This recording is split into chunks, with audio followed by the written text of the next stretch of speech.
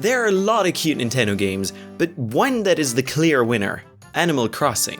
The game is all about maintaining your town, interacting with the villagers, and collecting all kinds of things. But as always, there are some things that didn't make it into the game, for example certain items and characters. And this also happened with Animal Crossing, so today we're going to have a look at what they removed from the game. Let's start with the Forbidden 4. In addition to the 15 available NES games, there are 4 normally unobtainable games dubbed the Forbidden 4 by fans. These are Mario Bros., Ice Climbers, Super Mario Bros., and The Legend of Zelda.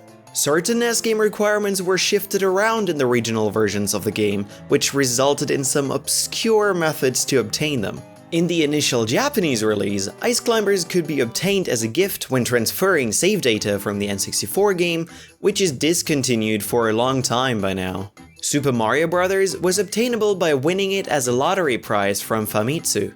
In North America, Mario Bros. And Ice Climbers were obtainable through very rare e-reader cards in the Series 4 of Animal Crossing E.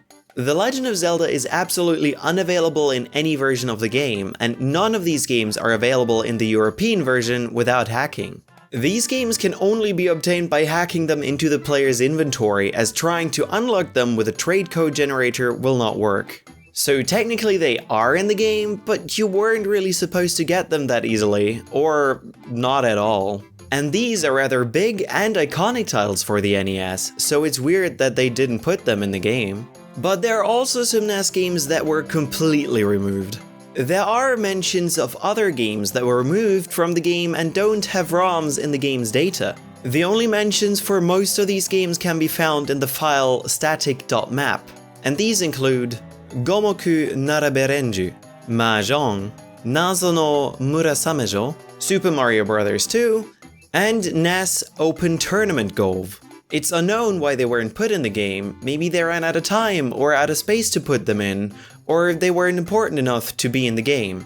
Now, Animal Crossing is all about collecting and about items to decorate your home, and there are loads of items in the game. But there are also a lot of them that didn't make it in. For example, the dummy is a glitch item appearing as a white triangle with red Japanese text on it, which translates to dummy, hence the name. Unlike other items, this one can be accessed through a glitch. Once in an igloo, you obtain the item in a similar way to how you would obtain other furniture. The villager inside might want to play a game where he or she will ask you to pick a card from 2. One card forces you to buy something, while the other one gives you a free prize, and this card may sometimes be a dummy. And there are actually a lot of dummy items, like a heavy chair, step stool, unused dresser, unused monkey, and the list goes on. So this was probably a default texture for unfinished items and decoration. But besides this, there were also some items that actually had some sort of texture. A blue fish with a hook in its mouth, possibly used to test the fishing function. A glowing yellow box that moves back and forth and that can push the player around, sometimes making them float. It can modify the spread of paper airplanes, and it was most likely used to test the lighthouse. Paper airplanes which, if you place on the ground and reload the area, will duplicate itself. Pressing A while on top of the paper airplane will make it disappear visibly, but it will remain in the system's memory. Letting the airplane multiply too much can shut down your entire town and crash the game. Full-grown saplings, trees, town tune board, stores, map, and the list goes on.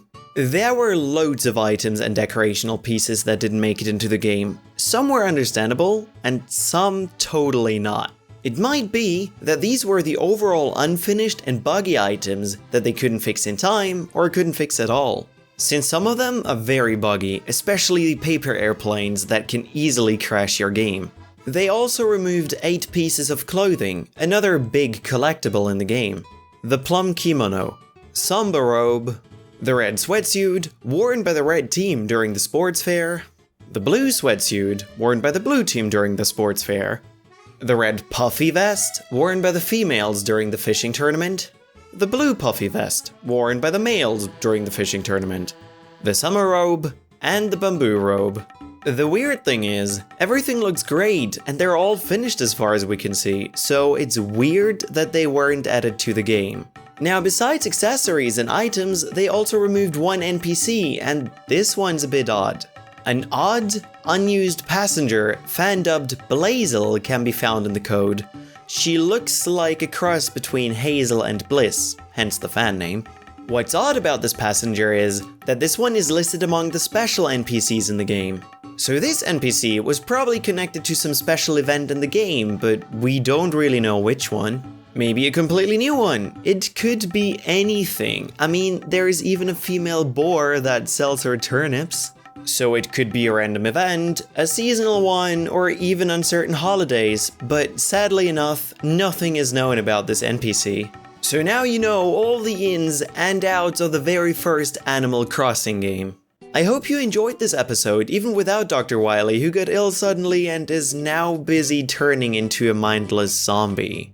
Maybe he feels better if you subscribe? Or click the video about some Mario Party beta stuff.